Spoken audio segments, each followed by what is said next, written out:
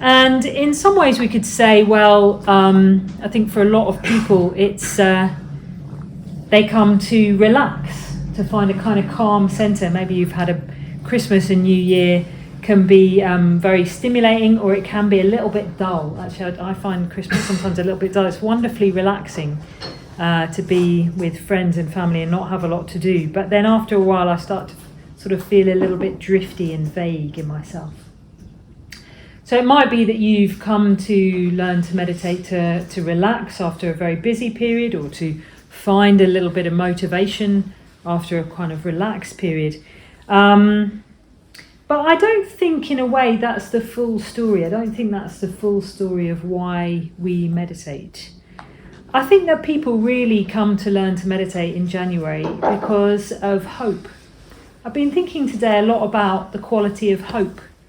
And I think sometimes hope gets a bit of a bad press. Maybe we've been disappointed in our lives by various things. And our expectations have been disappointed, and we've been telling ourselves to harden up and to not hope for a better future. But actually I think that hope can be a wonderful thing. And I don't think hope is just idealism, naive idealism. I think hope is something much, much more than that. I think that it's in the nature of human consciousness to tentatively reach out towards beauty and towards truth and towards kindness and towards everything that makes our lives meaningful. And though it may be thwarted again and again and again through life's difficulties and life's circumstances and disappointments, there is within us that tentative leaning towards hope. And I think learning to meditate and continuing to meditate, if you have learned to meditate, is a kind of honouring of that hope. It's almost a making an offering towards that human quality of reaching towards something beautiful. There's hope is a kind of creativity which is aware of life's difficulties and rises to meet life's difficulties in a sort of embrace. When I picture hope, what I picture is that kind of tentative opening and embracing life as it is, and also knowing that something beautiful can be brought into being in whatever circumstance. And I think that we mustn't be, I do read a lot of the news, and I like to keep updated with the news. It's partly because I'm the daughter of journalists, but I think we mustn't be overcome by a message that everything's bleak and nothing's worth living for. I think that can be a message sometimes, particularly if you look at a lot of the news, that there's a kind of disaster approaching. I think learning to meditate is saying, yes, there are all these things are true, and yet there is hope. So meditation is much more than relaxation. Meditation is about a full transformation of being, and that's where the hope lies. The hope is that we can fully transform our entire being. And maybe we don't even have the words for it. Maybe that's just my words for it. Maybe you've got different words for that hope. But that's what it's really about. It's the full transformation of being that is possible. And there's something in us that knows it's possible. So coming here on the meditation challenge is giving a voice to that. Is giving a voice to that sort of nameless longing, that nameless confidence that something more is possible. It's the full transformation of being that's an opening to encompass the full range of our experience, and to trust within us something can emerge of deep feeling and clarity. I think that is possible. And that's what meditation allows us to do. It's a tool that allows that emergence of deep feeling and clarity. And I have absolute confidence in that possibility. So meditation works directly on the mind, and it works on the principle that our mind is the turning point for all our experience. There's a very famous quote by the Buddha where he says, experiences are led by mind and produced by mind. So what that means is that if we change our mind, we change our experience of the world. And that's something that you might want to take on as a kind of operational concept, as we used to say. I don't know who used to say it, but someone used to say it. An operational concept, which means, don't take my word for it, reflect on it during the next week. That if you change your mind, if you change your mental states, you change your experience of the world. Hopefully some of you will have already kind of clocked this, which is why you're here. Some of you might have been on a meditation retreat, and you'll know that if you're on a meditation retreat, what starts to happen is as your mind becomes calmer, as you become more emotionally positive, your experience of the world looks very different. It's like you see colours for the first time, or you see a tree for the first time. The tree was always there, but you see it. Oh, that is the tree. So I live in a retreat centre, and sometimes you can see it happening to people. Sort of watch someone in the garden, and they're sort of wandering around, and then you can just see them like, there's a river and a tree. And that is exact moment where the postman usually comes down the drive. And I think, oh dear, we've had like 3 days of silence and everyone's staring at trees and leaves. And, I don't know what he makes of. He's still very friendly, so that's a good thing. Yeah, you sort of see that nothing's fixed and everything becomes kind of open for you, and the things that were really problematic, those kind of heavy problems that you carry around with, sometimes they just sort of are held in a much larger perspective. And it's not that the problem changes, it's that your mind changes, your relationship to the problem changes, your relationship to the world changes. You invite a kind of positive response from the world, and you see a beauty in the world that you haven't seen before. So experiences are led by mind and produced by mind. When I say mind here as well, sometimes it's very easy to think of something very, very cognitive, the intellect. So you've got to sort of think it through. And there's a lot to think through, particularly in many spiritual traditions, including Buddhism. I've got a degree in Buddhist philosophy. I've spent a long time writing essays and thinking things through. But mind is much more than that. The mind that we use in meditation is much more than the intellect and cognitive thinking through. When we use the word mind, it's not really an adequate translation of the experience we have in meditation, because meditation is also about, it is about thinking, it is about our cognition and our sort of intellect, but it's also about our emotions. And you might have felt it yourself, the kind of movements and the impulses of your being. So it's your head, your heart, and your volition, or your head, your heart, and your guts. It's something that encompasses that whole range of experience. So when you're aware in meditation, you're not just aware of what you're thinking, you're aware of your emotional life, your emotions, the rising and falling, changing nature of the emotions. And also you'll become more aware of your impulses, the desire to get up, or the desire to stay, or the desire to bring someone to mind, or the desire to come back to the breath. There's the little impulses that go along in our sort of psyche. So yes, so we're becoming aware of the mind, we're becoming aware that the mind, what the state of our mind, which is the state of our head, heart, and impulses, does create our experience of the world.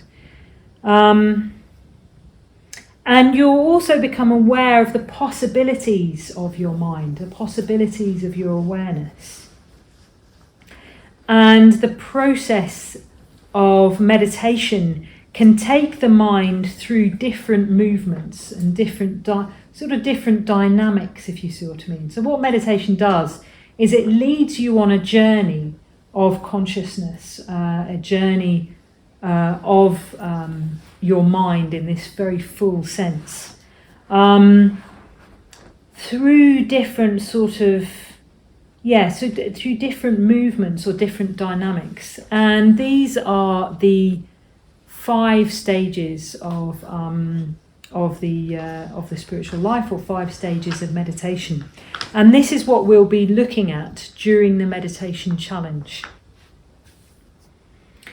And you can look at them as a path, or you can look at them as a kind of opening. So it means that you can look at them as first you do this stage, then you do that stage, and then you do the other stage. Or you can look at them as something that you're doing all the time. All these different dynamics of mind are opening out all the time. It doesn't really matter. The main thing is to watch that nature of your consciousness unfolding in these different directions or in these different movements. And that's what we'll be really exploring in the meditation challenge. All are necessary for full transformation of being. So I'm going to outline them all this evening, but then if you come on Wednesday, you can hear, I think it's Maitreya Bandhu, isn't it? Mm-hmm. Talking about the first stage, which is integration. And then on the next Wednesday, there'll be a focus on positive emotion, which I think Maitreya is going to introduce. And then the next stage will be, the next Wednesday will be letting go, which I should have actually checked this beforehand. Is it Surya Gupta? No, it's Subhadramati. Subhadramati. I live with Subhadramati. So I'm very keen on that particular one. And then the last stage, which is opening out, which will be Surya Gupta then. Padma-Vajra. Oh, Padma-Vajra. Surya Gupta's not coming. Surya Gupta's presence will be here the entire meditation challenge. She's a great order member. For some reason I was convinced she was coming, but no, it's Padma-Vajra.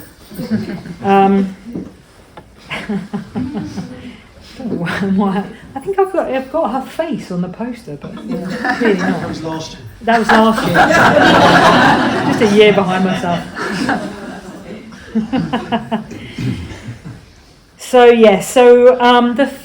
The first stage, or the first kind of element or movement of the mind. I quite like this thing, movement of the mind, because that's what it feels like. As you meditate, your mind becomes more integrated and unified. So quite often what we do is our attention is very scattered. So I was even finding this, I was really watching this today because I was thinking about, integration. It's nothing to make you realise how unintegrated you are by thinking about integration. And I noticed, I'd think about integration for a bit, and then I'd pick up my phone. And I was like, I'll just go and look something up on my phone. And then no, I was completely somewhere else, on some other little app or website that I didn't even originally intend to look at. And that's what our minds are like all the time. We've got a very dispersed consciousness in a culture that really, really stimulates a dispersed consciousness, an undirected consciousness that picks out something here, gets a little bit bored with that, picks out something here, gets a little bit bored like that. So our attention is very, very scattered. And it means that if our attention is scattered like that, we can be very ineffective.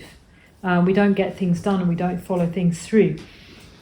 So in meditation, what we notice is by even just concentrating on the breath, our attention becomes unified. It becomes unified around an object. And that releases quite a lot of power in a funny kind of way. A unified and concentrated consciousness is a powerful consciousness, and can be very, very effective and creative. And you'll notice this if you're with someone and you give them your complete attention. If you give them your complete attention, real magic can happen in that communication. If you're playing with your phone, or you're thinking about something else, or you're looking around when you're speaking to them, then you tend not to go as deep in communication. So that's just one little way that we can notice the effect of a unified consciousness on an object. And in this stage of integration, what we tend to do is we tend to become aware of the whole scope of our experience. Because I think a lot of this dispersed consciousness is trying to distract ourselves from what is really going on. And with a unified consciousness, we can really start to see what is actually happening without avoiding what is happening. And sometimes those things are quite painful. I think in my own experience, watching when I'm really distracted, a lot of what I'm distracting myself from is a fear of loneliness, is that kind of lonely feeling. And I don't want to feel the lonely feeling, or I don't want to feel the fearful feeling, or a bit of anxiety or something like that. So then I just move on to the next thing so I don't have to feel it. So in meditation, everything that we've been avoiding comes up, which I think is a real benefit, because we've also got tools in meditation to help you with that, to hold that. But I think in a way, by trying to avoid it, we just dissipate our consciousness. I remember there was this interview with these two meditation masters. They were both interviewed about meditation. And one of them said, they were talking about meditation, he said, oh, well, it's really when you realise that everything is one. And then he talked about this experience of, kind of unification and oneness and all this thing. And you could see when he was talking, I was like, wow, he's really in that state. He's in a completely concentrated state where everything is one. And then the next meditation teacher talks about meditation. She said, well, what happens when you meditate is that you realise just how angry you really are. And I thought, yeah, no, I get that actually. And the first one, a friend, when he was exploring his relationship with this first meditation teacher, he said this meditation teacher was offering a path to the sun. And he said the next meditation teacher was offering a path to the sun, the moon, the stars, and the darkness in between. And I thought that was a very beautiful way of putting it, that actually meditation is a path to the sun, the moon, the stars, and the darkness in between. And you'll be all right. You'll be all right, if you can go there. And if you're not, you just give yourself a break for a while in the meditation. Because it's not only the difficult things that we experience in meditation. Actually, personally, I find if I can just be with my loneliness, it's absolutely fine. It's the fear of loneliness is worse than the loneliness. And even things like anger. Okay, I'm angry. Well, at least I know I'm angry, and then I can do something about it. But meditation also helps you be aware of the potential of mind and the absolute positivity that's within us all. Our kind of incredible vividness of experience. That's what I'm also aware of. So yes, there's things that are harder to deal with. Loneliness, fear, anger, sadness. But then there's also awareness of awareness itself, which is vibrant and alive and intensely pleasurable. So yes, so there's integration. So you see the difficult things, but you also see that within human consciousness there is something very, very positive and also loving and responsive. So the second stage is positive emotion. And in this kind of movement of consciousness, what we're really looking at is the desire within each human being and with the nature of mind itself to seek connection and to seek relationship with others and with ourselves.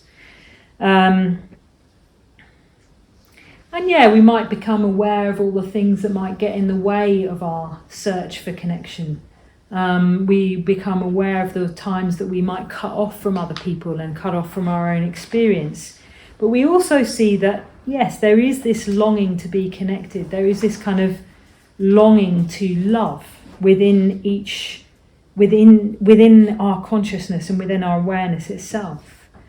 We go back to the root of that desire to be in loving relationship with other human beings and with animals and with the planet and with ourselves. And so there's a stage which is called positive emotion, which is really about kind of igniting that natural desire to be in connection, to be in loving connection. So that's what we find when we meditate, that when we meditate, we find that there is it kind of woven through awareness itself is love, is a sensitivity to other living beings, and that you respond to other living beings, and you respond to your environment, and you respond to your own challenges and to your own happiness and to who you are as well. So within positive emotion, what we do is we give that room, we give that expression, we give that desire, that very human desire to be in loving connection. We allow that room to open into loving kindness or metta. And I think that's what I felt in my own meditation practice as well, that in some way it's been a freeing of a natural inclination to love. And there's so many things that's got in the way of that over the years, maybe a lot of hurt along the line, maybe a shyness. When I came to the Buddhist Center, I was so shy. No one ever quite believes me on this point, but I really, really, really was so shy. And I think that shyness and maybe even a bit of social awkwardness stopped me from exploring that loving connection and that loving inclination towards other living beings and towards friendship and people I know. So there's been a movement of mind that has, in a sense, just allowed that natural inclination to flourish and to have room and to build connections with other people in a healthy and happy sort of way, which has been an absolute delight, I must say. If I was to characterise whatever it is, 30 years of practice, I would say the main characteristic of practice in those 30 years has been gratitude. And it's a wonderful thing to be in a state of gratitude. I feel so grateful for so many things, and in a way, gratitude for me is a very tangible sense of that kind of loving connection with other people and with the world itself. I feel grateful for very strange things. The other day, I found myself with a few tears rolling down my face because I was very grateful that Kate Bush was in the world. I don't know, something very English about that, but I thought, I'm so glad I live in a world of Kate Bush. I actually thought about that for a long time. Maybe or not, but anyway. There are other people that are a bit more directly related to me than Kate Bush, but I am also... I think it was just the gratitude for someone exploring their own artistic creativeness and integrity. Whatever you think about Kate Bush's music, apparently she's popular again now, but I didn't have that in my notes and now I'm a bit embarrassed.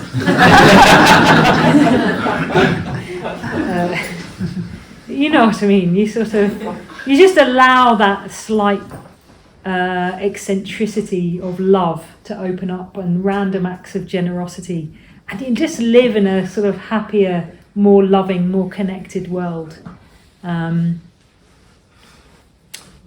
Which is a great way to live.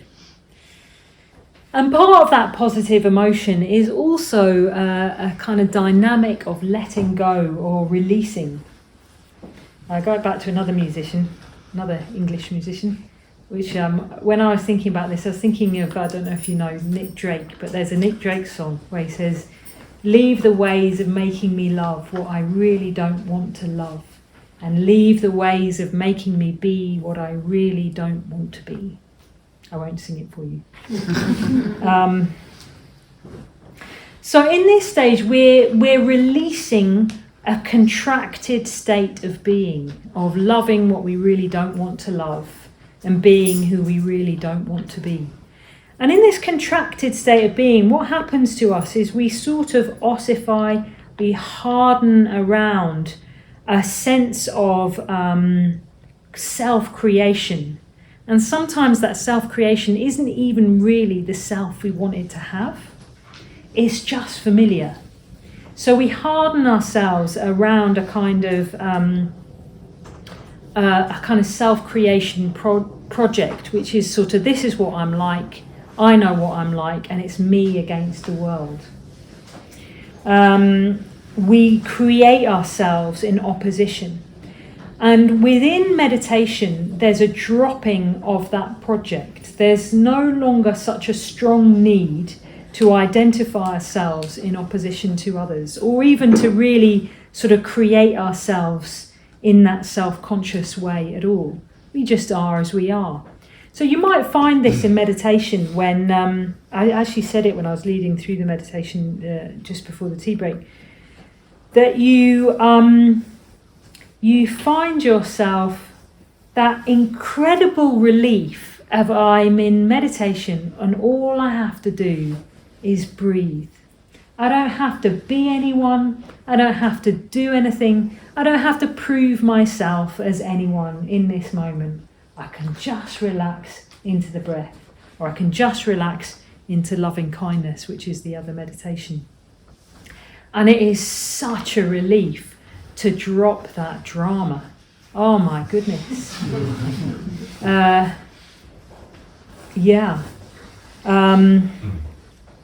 It's quite a labour keeping up a sense of self-identification and trying to be someone and prove to other people who you are. It's quite a labour. There's a lot of energy tied up into that self-creation. And in meditation, we can just let it go. I mean, you can just let it go just by doing the mindfulness of breathing. And we start having experiences in meditation where a certain dynamic of awareness is dropped. And that dynamic of awareness is what my family used to call a case of me-itis. So when I was little, if you moaned about something a lot, then someone would go, oh, I think you've got a little case of me-itis today. Which is actually quite annoying when someone says that to you. And you actually have got a case of me-itis. But basically, we've all got a chronic case of me-itis, and this absolute incredible labour of building this construction. And I remember being on solitary retreat once, and after about a week, I realised that I had dropped a layer of experience, which was, what is this for me? What's in this for me? I was just experiencing without sort of thinking, do I want this experience or not? Do I like it? What does it mean? Or anything like that. I was just experiencing. And I remember realising that I dropped that layer of kind of me-itis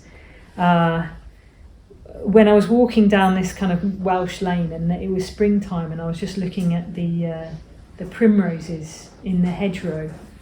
And there's a lot of meditation does involve a lot of just staring at flowers, but there I was just looking at the flowers without any kind of layer of what it meant for me, or sort of that sort of torturous self-creation. I was just having that experience. It's very, very freeing when that happens. Just have your experience without deciding, the meaningful nature of it, in what it means for me, or whether you want it or not. And what about me? And what about me? And what about me? So meditation, we just drop that. We just experience things as they are. The whole range of experience, the sun, the moon, the stars, and the darkness in between. Just experience that as it is. And when we do that, when we let go, that enables us to open to something new, a vibrancy beyond our ordinary experience. So what do I mean by this? It's very hard to talk about this dimension of meditation without sounding very vague.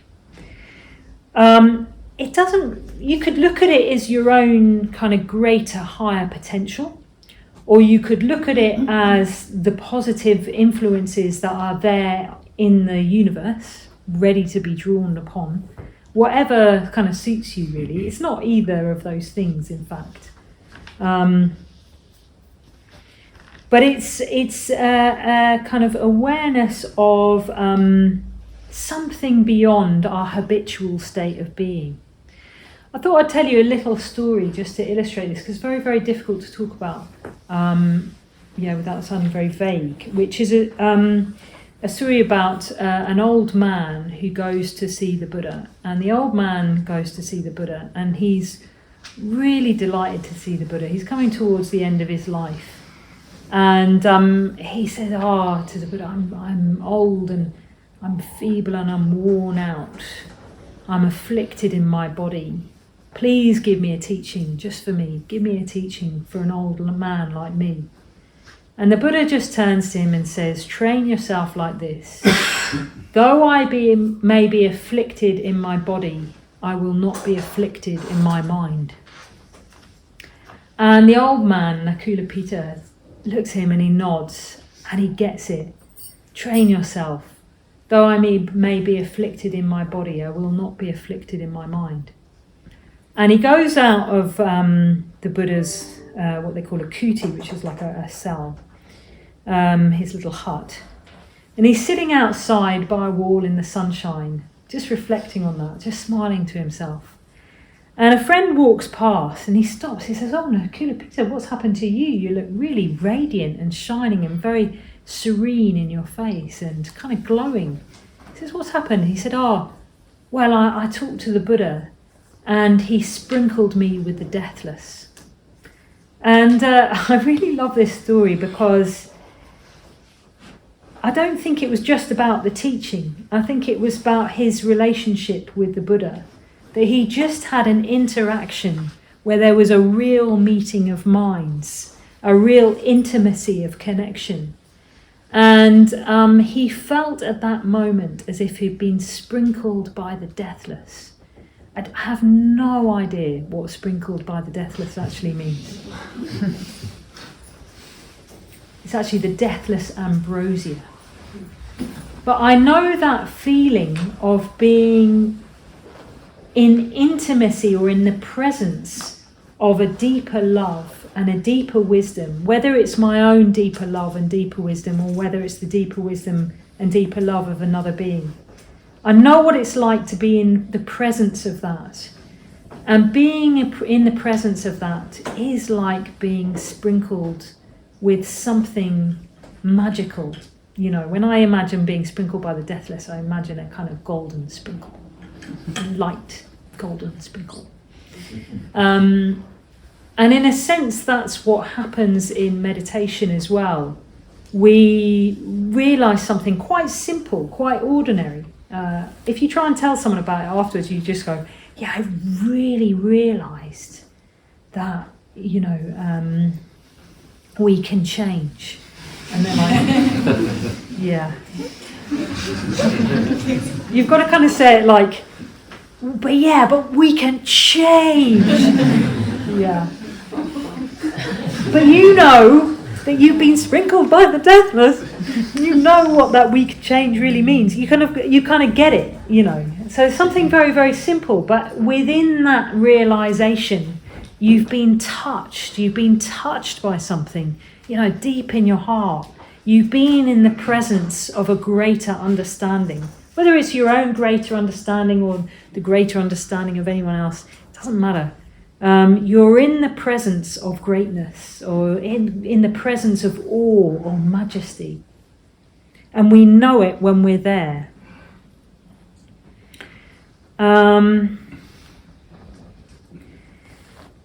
So that's the fourth stage. We've got integration, positive emotion, letting go, and opening up.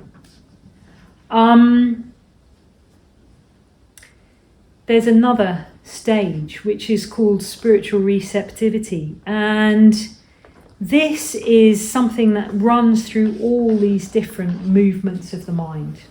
All these different movements of the mind require an openness of you. It requires you to allow yourself to be open to what's happening in your experience. It's a sort of dynamic of the mind that's almost like a child, a positive sense of the child. I always think we overrate this kind of like childlike mind. I think, can be like that, can be not. But there is if you go with a child and they're in a good mood, then you can see that there's an openness and an aliveness to experience, what they call in the Zen tradition, beginner's mind. And in that beginner's mind, you remain receptive. You remain receptive and responsive to whatever's going on. And this is the kind of task before us in meditation, to remain receptive to whatever is happening, whether we're enjoying it or not, and whether we expect it or not, whether it's known or it's unknown, just to be open to that. And this is also where the Sangha or the community comes in, because it's really important to talk about these things that we have if we're open to them and we have an inquiring mind. Then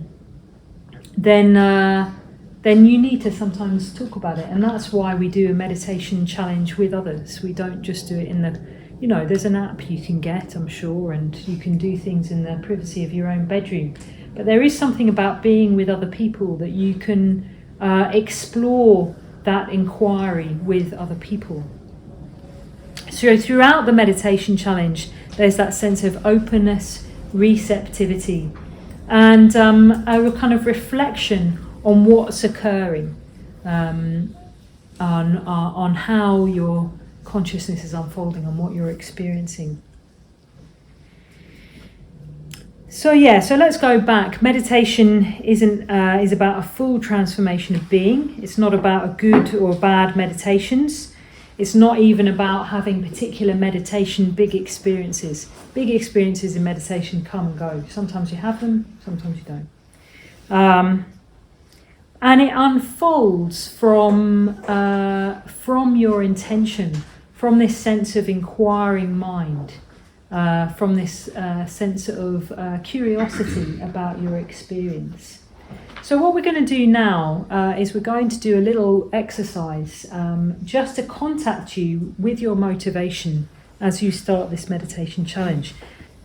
Just coming back to your posture.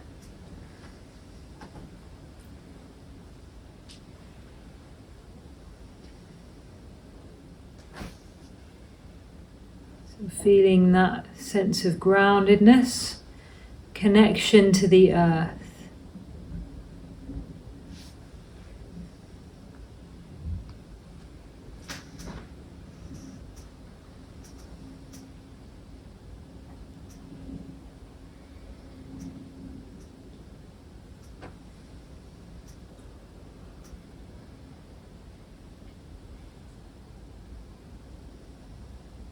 Feeling the contact of your body against the ground.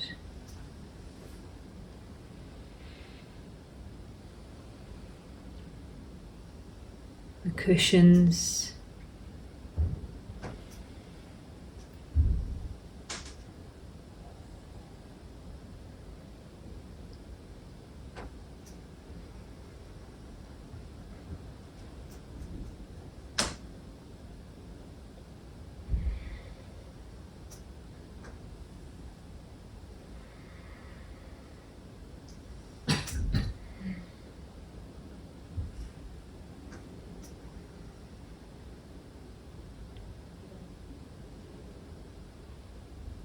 Feeling the space of your pelvis,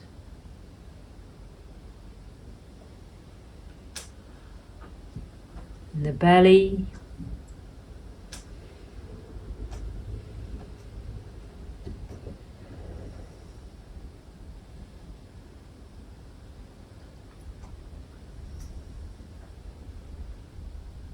Feeling the breath in the body and all the movements of the breath in the body.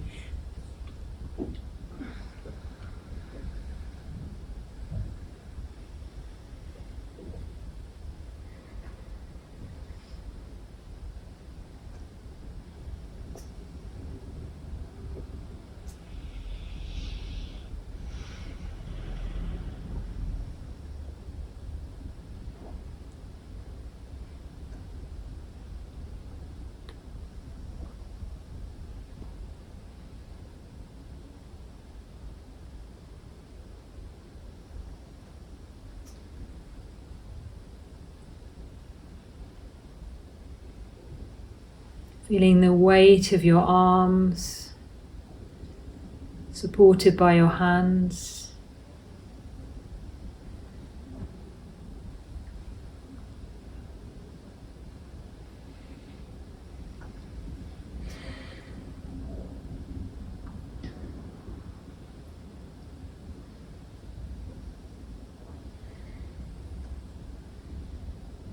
Releasing any tension in the throat, in the face.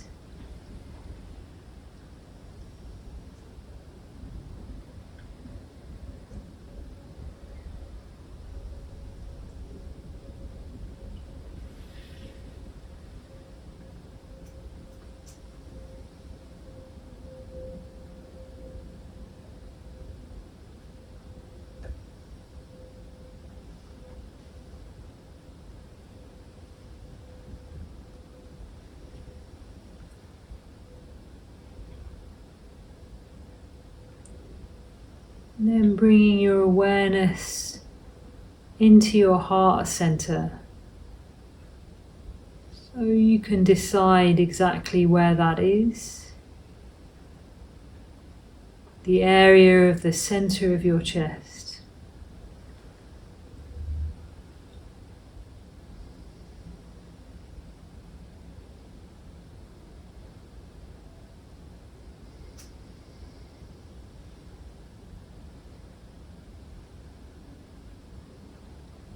You might become a little more aware of your emotions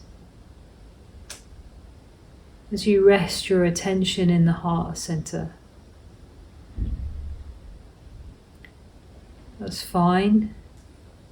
Just be however you are.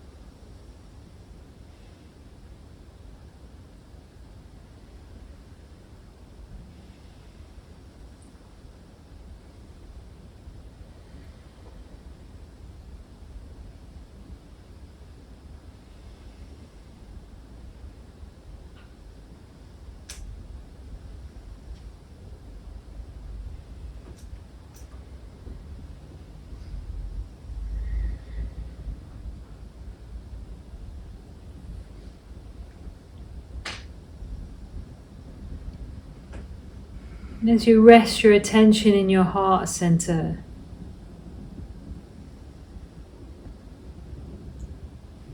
just asking yourself the question,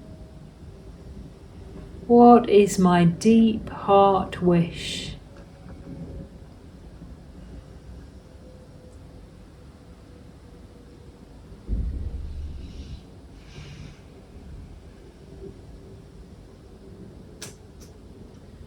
What do I truly long for?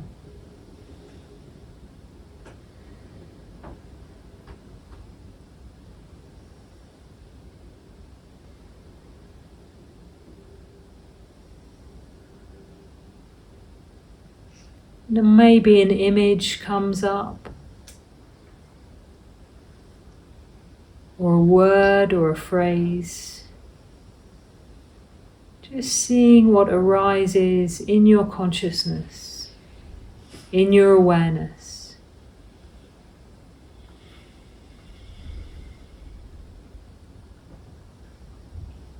What is my deep heart wish?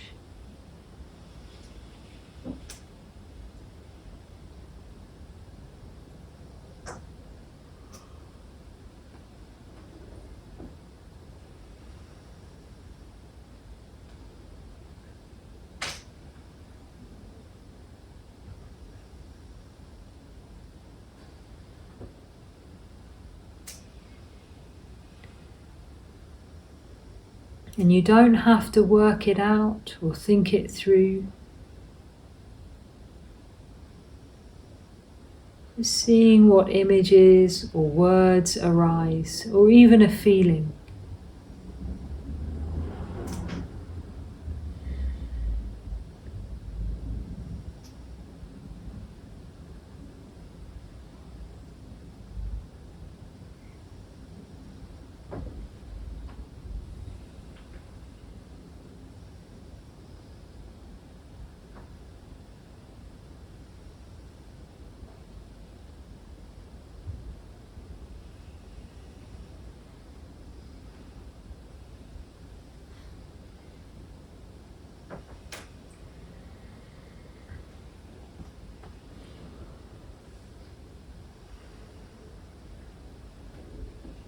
Just stay with that.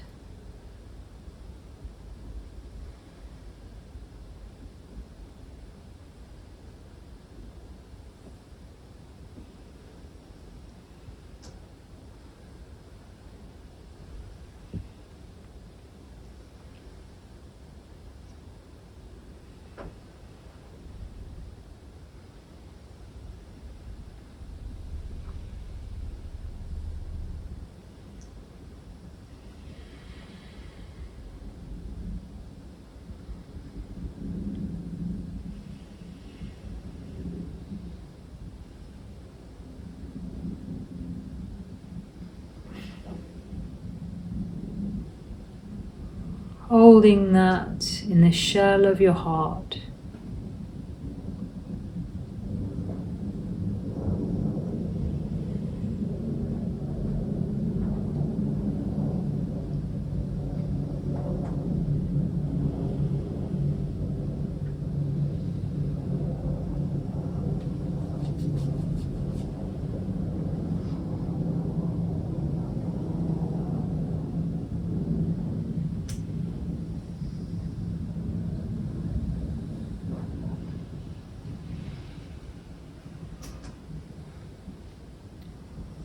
Then broadening out your awareness.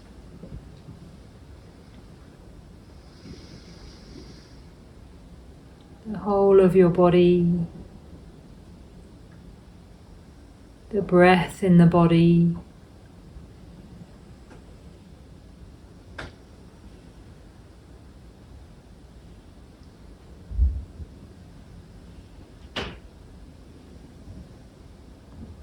the people around you.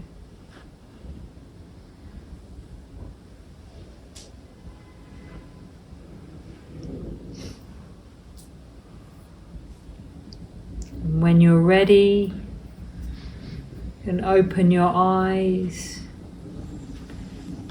bring the meditation to a close.